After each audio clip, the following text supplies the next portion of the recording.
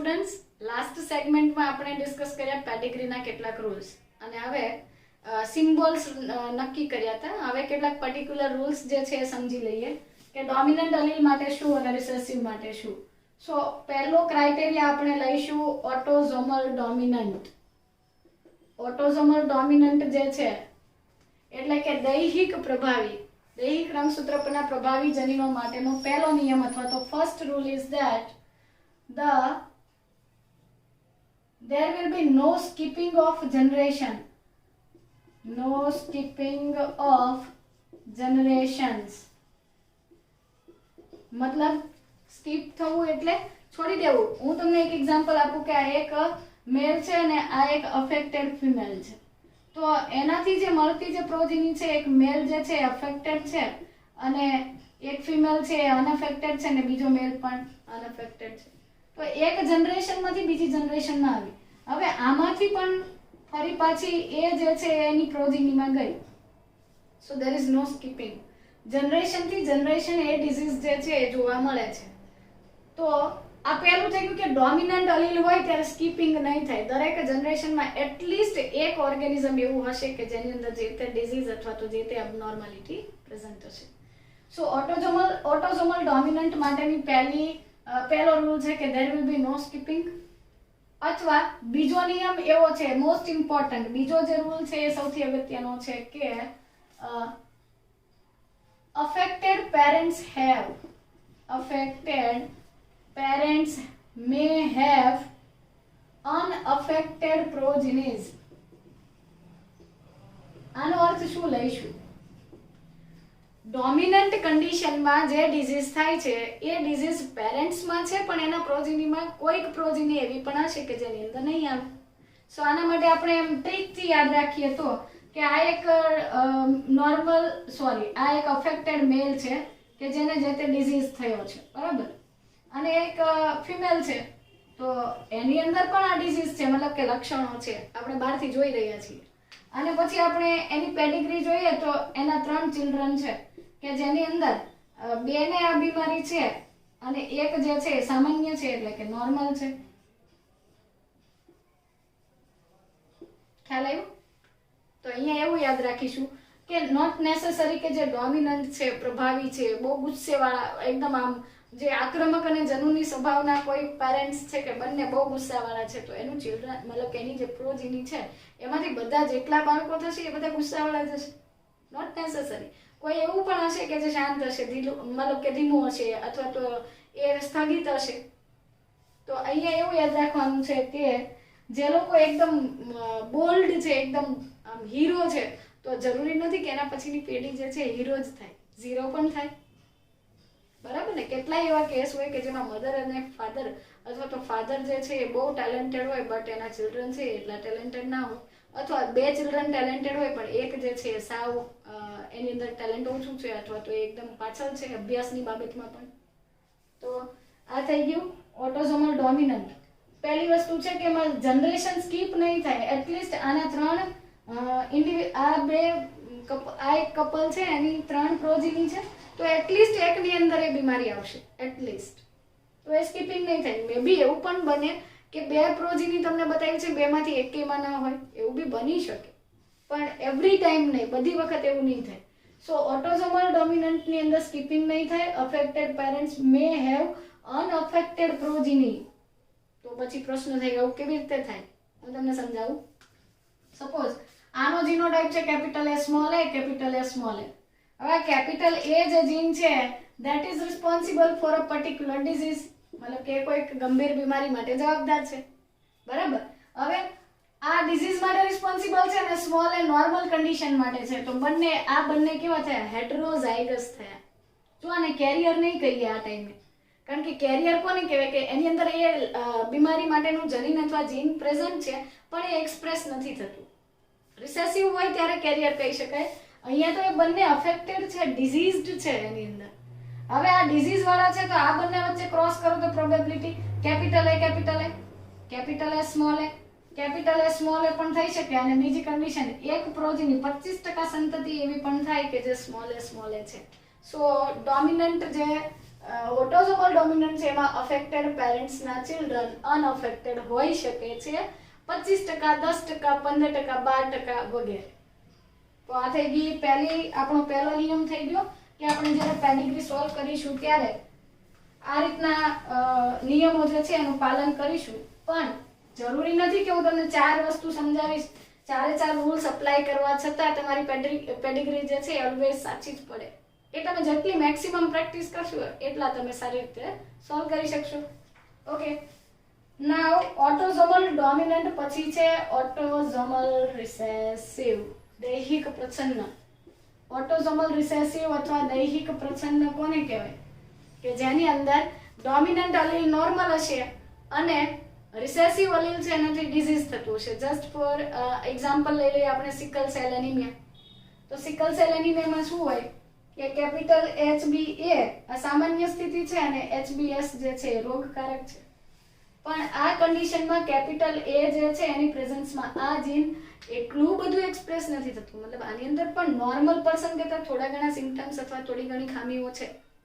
પણ જે ડિઝીઝ અથવા સિકલ સેલ એનિમિયાના જે પેશન્ટ છે કે જેની અંદર સ્મોલેસ્ટ જીન છે એમાં જેટલી સિવિયર બીમારી અથવા તો ખામી છે એટલી બધી ખામી આમાં જોવા મળતી નથી.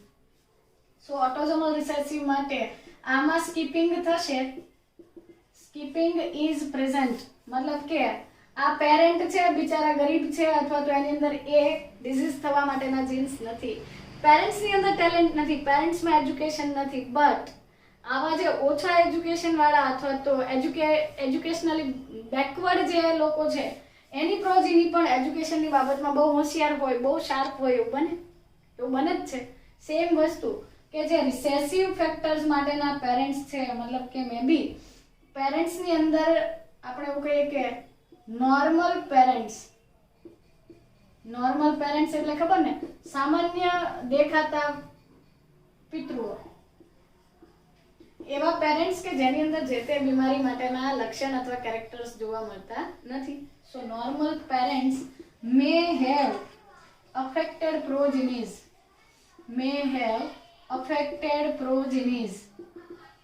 આની અંદર અફેક્ટેડ પ્રોજીની હોઈ શકે, જેમ કે આ અફેક્ટેડ છે, આ નોર્મલ છે, આ પણ નોર્મલ છે. સો પહેલી કન્ડિશનમાં શું હતું કે ભાઈ હસબન્ડ વાઈફ બંને હીરો હતા બટ ચિલ્ડ્રન 0 હતા. મતલબ કે ચિલ્ડ્રનની અંદર એવું હતું કે ભાઈ એટલી પ્રોબેબિલિટી હતી કે ભાઈ ડોમિનન્ટ અલીલ હતું તો એની પ્રોજીની ડોમિનન્ટ અલીલ વાળી જ હોય એવું જરૂરી નથી. affected parents may have normal progeny, unaffected progeny. In case of autosomal recessive, normal parents will have affected progenies. અને આમાં સ્કીપિંગ થતું હશે. જુઓ, આ જનરેશનમાં ડિઝીઝ નથી અને આમાં આવ્યો તો આ એક જનરેશન સ્કીપ થઈ ગઈ. મે બી હવે આની બંનેની વચ્ચે કર્યો ક્રોસ તો આમાં આ ડિઝીઝ નથી, પણ મે બી કે એના ચિલ્ડ્રનની અંદર પાછું કોઈ એક જે છે એની અંદર આ બીમારી હોઈ શકે. સો સ્કીપિંગ થવું એટલે કે કોઈ જનરેશન છૂટી જવી અને એના પછીની જનરેશનમાં ફરી પાછું એ કેરેક્ટર આવવું. મધર અને ફાધર બંનેમાં આ બીમારી નહોતી છતાં પણ આવી. તો આ કેસમાં મધર અને ફાધર જો ફરી પાછું યાદ કરાવું તમને તો આપણે જે સિમ્બોલ્સ ડિસ્કસ કર્યા હતા લાસ્ટ સેગમેન્ટમાં ત્યારે શું કીધું હતું કે જો કેરિયર હોય ને તો એને આપણે આમ હાફ ફિલઅપ કરતા હતા, પણ તમને એકચ્યુઅલી જે પેડિગ્રી આપે છે એમાં એવું દરેક વખતે એ લોકો આમ દોરીને આપતા નથી દર્શાવતા. તો એ ટાઈમે આપણે સમજી જવાનું કે અહીંયા આ બંને તો નોર્મલ દેખાય છે ને આમાં કોઈ બીમારી એવી, એનો મતલબ કે આ બંને વાહકો છે અથવા આ બેમાંથી કોઈ એક જે છે એ વાહક છે, કેરિયર છે, એટલે કે આ હેટ્રોઝાઇગસ હશે. હું તમને એક્ઝામ્પલ આપું કે સિકલ સેલ એનિમિયામાં આની અંદર HbA Hb સ્મોલ s, તો આ પેરેન્ટ્સની અંદર સિકલ સેલ એનિમિયા નથી, પણ જ્યારે આમાંથી Hb સ્મોલ s જીન એ એની પ્રોજીનીમાં પ્રેઝન્ટ હશે ત્યારે એ પ્રોજીની જે છે that will be the affected progeny. તો થઈ ગઈ ને વાત, સ્કીપિંગ થયું કે અહીંયા નહોતું, ડિઝીઝ નહોતો, આપણે કહીએ તો ટ્રેટ તો મતલબ કે અલીલ્સ તો હતા, અલીલ્સ પ્રેઝન્ટ હતા પણ ફિનોટાઇપ નહોતું. હવે સપોઝ કે હું એમ કહી દઉં કે મારી અંદર સિકલ સેલ એનિમિયા જે છે એના આવા કોઈ સ્મોલેસ્ટ જીન્સ છે જ નહીં, તો તમે મને જોઈને એવું નહીં કહી શકો, ફિનોટાઇપ પરથી તમને નહીં સમજ પડે. તમે એની કેરેક્ટરિસ્ટિક્સ અથવા તો સર્ટન જે ટેસ્ટ કરાવશો ત્યારે ખબર પડશે કે આની અંદર સિકલ સેલ એનિમિયાનું જીન જે છે પ્રેઝન્ટ છે. પણ એ સ્ટીલ નોર્મલ છે બીકોઝ એની અંદર એને સપ્રેસ કરતું અથવા તો એની કમ્પેરિઝનમાં થોડી સારી પ્રોડક્ટ બનાવતું, સારું હિમોગ્લોબિન બનાવતું HB કેપિટલ એ પ્રેઝન્ટ છે. Got it? તો આ થઈ ગયા પહેલા બે નિયમો. કોના માટે છે? આ દૈહિક રંગસૂત્રો માટે, ઓટોઝોમલ માટે છે કે ડોમિનન્ટ હોય તો સ્કીપિંગ નહીં થાય અને રિસેસિવ હશે તો સ્કીપિંગ થશે. સ્કીપિંગ થવું એટલે એક જનરેશનમાં હોય એકમાં ના હોય. ઠીક છે, ચાલો ત્યાર પછી એક્સ લિંક્ડ અથવા તો જે એલોઝોમ્સ છે એના માટેના પર્ટિક્યુલર રૂલ્સ આપણે ડિસ્કસ કરીએ તો ઓટોઝોમ્સ માટેના બે નિયમો થઈ ગયા. નાઉ વી વિલ ડિસ્કસ એલોઝોમ્સ અથવા સેક્સ લિંક્ડ અથવા એક્સ લિંક્ડ જે છે. વાય લિંક લાસ્ટમાં સમજાવીશ, પહેલા એક્સ માટેના જે રૂલ્સ છે એ સમજી લો.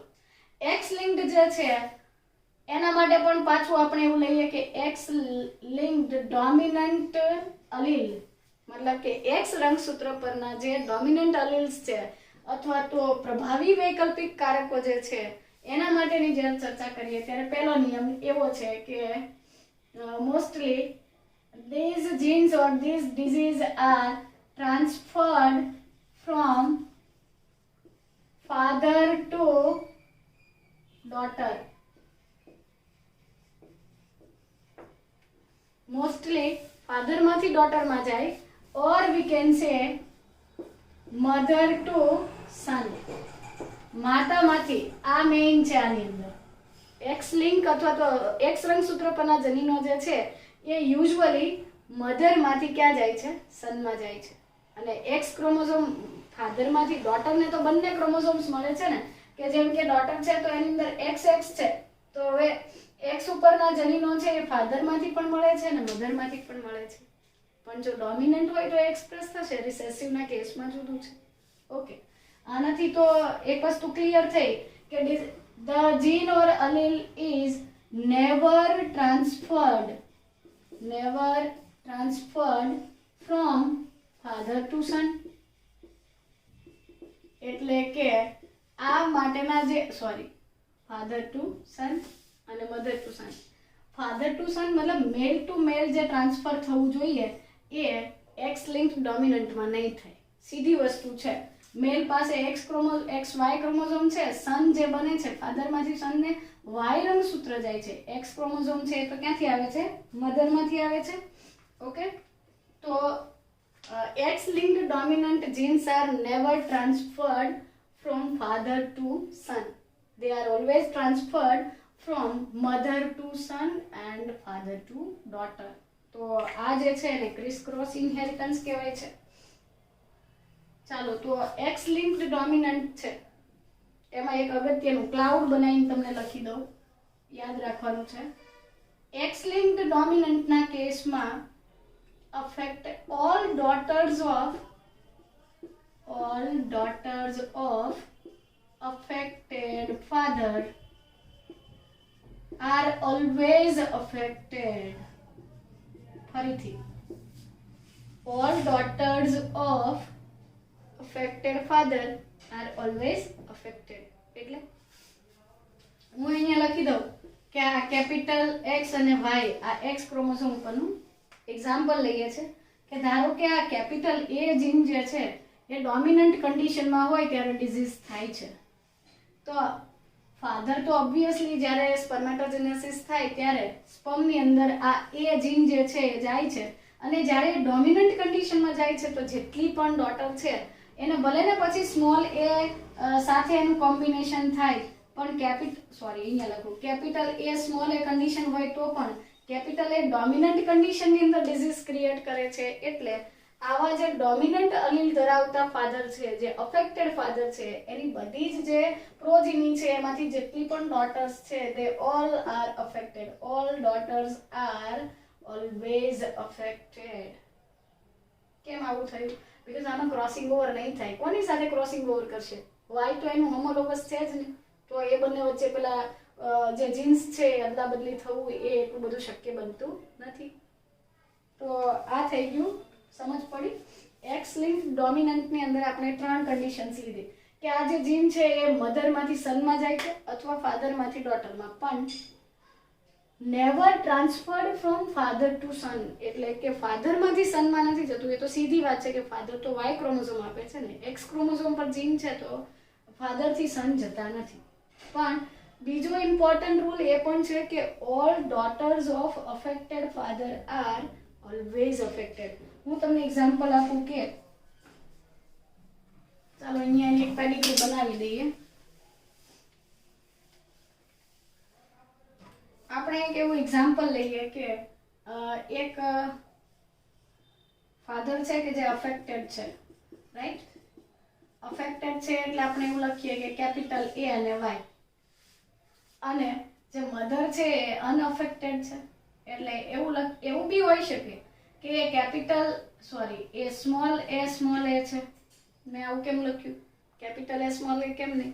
કારણ કે કેપિટલ એ સ્મોલ એ હોત તો પણ એ તો ડોમિનન્ટ છે, પ્રભાવી છે, તો એ કન્ડિશનમાં એ તો મધરમાં એક્સપ્રેસ થવો જોઈએ, બટ આમાં તો નથી. એટલે આનો મિનિંગ એવો છે કે હોમોઝાઇગસ રિસેસિવ છે. ઓકે, નાઉ આ બંને વચ્ચે પ્રોબેબિલિટી કેટલી? હું પેડિગ્રીના બદલે ડાયરેક્ટ એ દોરી દઉં કે capital A small A, capital A small A Y અને સ્મોલ એ વાય.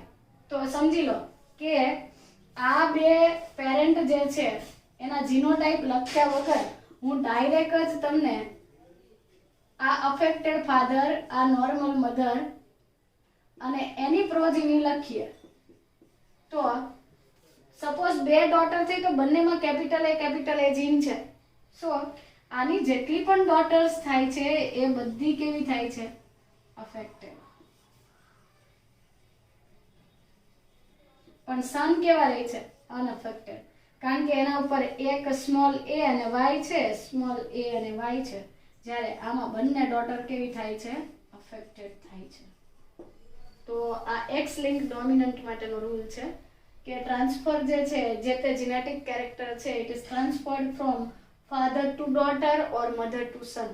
ફાધરથી સનમાં જતું નથી, અથવા મેલ ટુ મેલ જે ટ્રાન્સફર છે એ થતો નથી.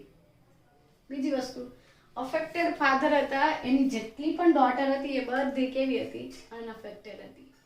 અને મધર અને ફાધર બંને અફેક્ટેડ હોય તો પછી બધી પ્રોજીની છે એ અફેક્ટેડ થઈ શકશે. પણ નોટ નેસેસરી કે આ જે તમને જેવી કન્ડિશન આપે છે એના ઉપર જુઓ, બરાબર? ઓકે, તો આ થઈ ગયું ડોમિનન્ટ પેડિગ્રી અથવા તો એક્સ લિંક ડોમિનન્ટ. હવે એક્સ લિંક રિસેસિવ જોઈએ, જેના ઉપર વધારે ક્વેશ્ચન્સ પૂછાય છે. રિસેસિવ એટલે શું? પ્રચ્છન્ન, એટલે કે એક્સ રંગસૂત્ર સાથે સંકળાયેલા પ્રચ્છન્ન જનીનોની પેડિગ્રી આપણે સમજીએ તો એક્સ લિંક્ડ રિસેસિવ અલીલ્સ ના કેસમાં મેલ્સ આર મોર અફેક્ટેડ. આ બીમારી નરમાં વધારે જોવા મળે છે.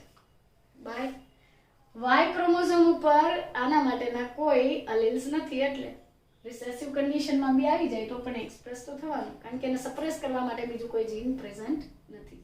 Okay, more males are affected. Another thing, there will be no male to male transfer. Father થી ફાધરમાં આ બીમારી જતી નથી, પણ ફાધર ટુ ડોટર, મતલબ કે ફાધરમાંથી આ બીમારી ડોટરમાં જઈ શકે છે. કેવી રીતે? ચાલો સમજીએ. આ એક એક્સ ક્રોમોઝોમ છે, એના પર સ્મોલ એચ જીન છે. હિમોફિલિયા લઈ લઈએ. હિમોફિલિયા કે બ્લીડર્સ ડિઝીઝ, જેમાં વ્યક્તિને કોઈ જગ્યા ઉપર ઈજા થાય, ઇન્જરી થાય તો બ્લડ જે છે ઇઝીલી ક્લોટ થતું નથી. અને અહીંયા વાય લઈ લો. હવે આ મધર છે એ કેપિટલ એચ અને કેપિટલ એચ એટલે સામાન્ય સ્થિતિ છે. ઓકે, આ બંનેના ચાન્સ લખીએ તો પહેલું કેપિટલ એચ અને સ્મોલ એચ. ઓકે, બીજી કન્ડિશન પણ કેપિટલ એચ અને સ્મોલ એચ. ત્રીજી કન્ડિશન કેપિટલ એચ અને વાય. ચોથી કન્ડિશન કેપિટલ એચ અને વાય. તો આ તો બહુ સરસ થયું. જુઓ, આ સ્મોલ એચ અને કેપિટલ એચ હતા, મતલબ કે એ જે ફિમેલ છે એ કેરિયર થઈ, અહીંયા પણ ફિમેલ કેરિયર થઈ, અને અહીંયા મેલ જે છે એ કેવા થયા? નોર્મલ થયા. સો આ મેલ નોર્મલ થયા, આ પહેલી કન્ડિશન. પણ મેં તો અહીંયા શું લખ્યું છે, મેલ્સ આર અફેક્ટેડ મોર. હવે રેસિપ્રોકલ ક્રોસ કરીએ આપણે.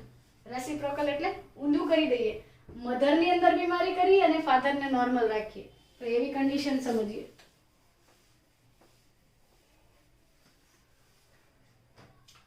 ચાલો, તો આ જે છે મેલ નોર્મલ છે અને ફિમેલ જે છે અફેક્ટેડ છે. એટલે કે સ્મોલ એચ સ્મોલ એચ, અહીંયા છે કેપિટલ એચ અને વાય. રાઈટ. હવે આની આપણે પ્રોજીની લખીએ, 3 લખીએ. એક સન છે, એક ડોટર છે, બીજી પણ ડોટર છે. ચાલો, તો કેપિટલ એચ અને સ્મોલ એચ, પણ આમાં તો વાય ક્રોમોઝોમ આવશે ને. તો આ સન છે એની અંદર શું હશે, એક વાય ક્રોમોઝોમ અને એક એચ. તો સ્મોલ એચ અને વાય. હવે સ્મોલ એચ છે તો એને સપ્રેસ કરવા માટે કેપિટલ એચ નથી. જ્યારે આ બંનેમાં શું થશે, કેપિટલ એચ અને સ્મોલ એચ, ફાધરમાંથી કેપિટલ એચ અને મધરમાંથી small H. So both are carrier. પણ આ કેવું થશે, અફેક્ટેડ થયું ને. ના સમજાણું? ફરીથી કરી જોઈએ. આ એક અફેક્ટેડ મધર હતી, મતલબ કે જેની અંદર હિમોફિલિયા નામની બીમારી હતી, જેના માટેના જીન્સ જે છે એ એક્સ ક્રોમોઝોમ પર પ્રેઝન્ટ હતા. હવે આ ડિઝીઝ વાળી જે ફિમેલ હતી એ નોર્મલ મેલ સાથે મેરેજ થયા અને એની જે પ્રોજીનીસ છે, તો આમાંથી સ્મોલ એચ ધરાવતું એક ક્રોમોઝોમ વાય જે છે એની સાથે ફર્ટિલાઇઝેશન થયું અને મેલ બન્યો. તો સ્મોલ એચ એકલો હોવાને લીધે એ હિમોફિલિયા નામની બીમારી કરે છે. જે ડોટર્સ છે, જે ફિમેલ છે, એની અંદર પણ સ્મોલ એચ તો પ્રેઝન્ટ છે, બટ સ્મોલ એચ જે છે એ કેપિટલ એચ ની પ્રેઝન્સમાં સપ્રેસ થઈ જાય છે અને એ સપ્રેસ્ડ થવાના લીધે એ બીમારી નથી આવતી. સ્મોલ એચ જે છે સપ્રેસ થઈ ગયો by capital H. So these females are carrier, એટલે કે રોગ માટેની વાહક છે. બટ એ દેખીતા તમે જુઓ તો તમને કેવી દેખાય છે, સામાન્ય દેખાય છે. એની અંદર તો એવું નથી થતું કે એને ઈજા થાય તો એનું રુધિર જે છે ગંઠાય નહીં અથવા બ્લડનું કોર્ક્યુલેશન ના થાય અને એને હોસ્પિટલ સુધી લઈ જવું પડે કે કોઈ ટ્રીટમેન્ટ લેવી પડે. સામાન્ય ઇન્જરીમાં એવું થતું નથી. સો કેરિયર. તો અહીંયા આપણે એવું લખીએ કે એક્સ લિંક્ડ રિસેસિવ ના કેસમાં મેલ ઇન્ડિવિજ્યુઅલ્સને વધારે અસર થાય છે. ફિમેલ્સ આર જનરલી કેરિયર્સ, એટલે કે એ જે તે ડિઝીઝ માટેની કેવી બને છે, વાહકો બને છે. ફરીથી એક્સ લિંક્ડ રિસેસિવ ની અંદર મેલમાં વધારે ઇફેક્ટ થાય છે. મેલ ટુ મેલ આ બીમારી જતી નથી, પણ એ ફાધરમાંથી ડોટરમાં જઈ શકે છે અને મધરમાંથી સનમાં જાય છે. આ મધરથી સનમાં ગઈ, જુઓ મધર છે એમાં સ્મોલ એચ જીન હતું અને એમાંથી એ સનમાં ગયું. હવે ફાધરમાંથી ડોટરમાં કેવી રીતે જાય છે, તો આ જ પેડિગ્રી લઈ લઈએ, સમજી લો. આ પેડિગ્રીમાં આપણે એવું સમજીએ કે એક અફેક્ટેડ ફાધર છે જે સામાન્ય ફિમેલ સાથે મેરેજ કરે છે અને એક મેલ જે છે એ અફેક્ટેડ મળે છે, એક ફિમેલ પણ અફેક્ટેડ મળે છે અને એક ફિમેલ નોર્મલ મળે છે. આવું તમને આપેલું છે ધારો કે. તો ક્વેશ્ચન એ છે કે આને કેવી રીતે તમે એક્સ લિંક્ડ કહી શકશો. જુઓ, આ છે સ્મોલ એચ અને વાય છે, આ કેપિટલ એચ અને સ્મોલ એચ છે, બરાબર. તો આ કેસમાં શું થશે, આ સ્મોલ એચ અને આ કેપિટલ એચ જે છે એ બંને સાથે આવશે તો સ્મોલ એચ અને કેપિટલ એચ, અહીંયા તો વાય ક્રોમોઝોમ આવશે ને. તો આ બંને આવે છે એટલે સ્મોલ એચ અને વાય, આ વાય ક્રોમોઝોમ અને મધરમાંથી એક્સ ક્રોમોઝોમ. હવે જુઓ, મધર કેરિયર હતી તો એ કેસમાં ડોટરની અંદર મધરમાંથી કેપિટલ એચ જીન જઈ શકે, પણ ફાધરમાંથી સ્મોલ એચ ગયું. એ પરિસ્થિતિમાં ડોટર જે છે એ કેવી બને છે, ડિઝીઝ વાળી બને છે. ઓકે, સેકન્ડ ક્રાઇટેરિયા એ પણ હોઈ શકે કે સ્મોલ એચ અને અહીંયાથી કેપિટલ એચ. તો આ કન્ડિશનમાં આ જે ડોટર છે એ જે તે ડિઝીઝ માટેની કેવી થઈ? કેરિયર થઈ, એટલે કે વાહક થઈ. તો ચાલો હજી ફરીથી તમને કહી દઉં છું કે મેં તમને આ 4 રૂલ્સ કીધા. ઓટોઝોમલ ડોમિનન્ટ હતું, એની અંદર સ્કીપિંગ નહોતું થતું, અને અફેક્ટેડ પેરેન્ટ્સના ચિલ્ડ્રન નોર્મલ થઈ શકે એવી પ્રોબેબિલિટી હતી. રિસેસિવમાં ઉલટું હતું, સ્કીપિંગ થતું હતું, એક જનરેશનમાં હોય બીજામાં ન હોય, પણ પછીની જનરેશનમાં આવે. એટલે એમાં આપણે એવું કીધું હતું કે નોર્મલ પેરેન્ટ્સ જે હતા એની પ્રોજેની અફેક્ટેડ હોઈ શકે. મતલબ કે જેમાં એજ્યુકેશન નથી એના એવા પેરેન્ટ્સના ચિલ્ડ્રન છે વેલ એજ્યુકેટેડ હોઈ શકે. એ ટ્રિકથી યાદ રાખ્યું હતું. દેન એક્સ લિંક ડોમિનન્ટમાં આપણે એવું કીધું કે મેલથી મેલ ટ્રાન્સફર નથી થતું, પણ મધરથી સનમાં જાય છે, ફાધરથી ડોટરમાં, એટલે કે ક્રિસ ક્રોસ થાય છે, ઓલ્ટરનેટ થાય છે. But never transferred from father to son. X link ડોમિનન્ટની અંદર આપણે બીજું એ પણ જોયું હતું કે અફેક્ટેડ ફાધરની જેટલી પણ ડોટર્સ હોય એ બધી અફેક્ટેડ હોય. જ્યારે એક્સ લિંક રિસેસિવમાં શું હતું? મેલ્સને વધારે અસર થતી હતી અને ફિમેલ્સ મોસ્ટલી કેવી બનતી હતી? જે તે ડિઝીઝની કેરિયર બનતી હતી. બટ કેરિયર ફિમેલ અને હિમોફિલિક ફાધર હોય તો પછી એની ડોટરની અંદર આ બીમારી આવી શકે છે. તો એ આ 4 સર્ટન રૂલ્સ આપણે ફોલો કરવાના છે. અને બીજી વસ્તુ કે જ્યારે તમને પેડિગ્રી આપવામાં આવે એ ટાઈમે તમે આના પોસિબલ જીનોટાઇપ લખીને સોલ્વ કરશો. તો જીનોટાઇપ લખવા કરતા આ 4 રૂલ્સ જે છે ફોલો કરો. પછી એવું લાગે કે હજી નથી થતું તો થોડું ધ્યાનથી જુઓ અને કંઈક યુનિક વસ્તુ મળી જાય તો તમે સમજી શકશો કે હા આ તો ડોમિનન્ટ છે અથવા રિસેસિવ છે, આ ઓટોઝોમલ છે કે એક્સ લિંક છે, કોઈક વખત વાય લિંક પણ હશે. તો આપણે એના કેટલાક એક્ઝામ્પલ જે છે એ ડિસ્કસ કરવાના છીએ.